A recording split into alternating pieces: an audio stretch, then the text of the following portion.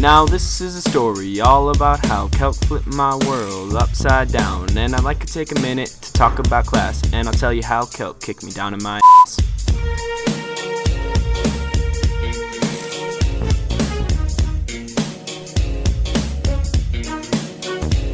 In Malheur, Wisconsin, born and raised in Mr. Gage's room where I spent most of my days. Chilling out, maxing, relaxing, all cool, finding derivatives, use my donk as a tool. There were a couple of functions I couldn't do good, trying to solve it how Mr. Gage would. I got an F on a test and I got scared. I knew I had to make some note cards and start to care. I did mins and maxes, day after day, finding zeros of derivatives the only way. Gage gave me a calculator and told me to graph it, so I sat at my table and I started to smack it.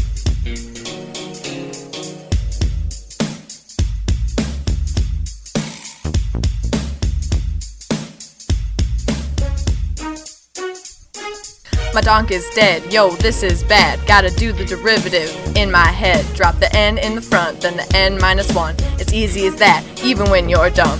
But wait, there's limits from the left and the right. They have to meet up to make the function tight. And if they don't, the limit's non-existent. A shortcut for limits, look at the coefficient!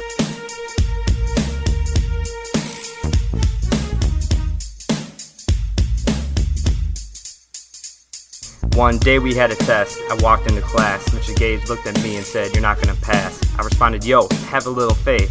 I spent all night learning how to integrate, looking at an integral and don't know how to solve it. Throw you sub in and that will resolve it.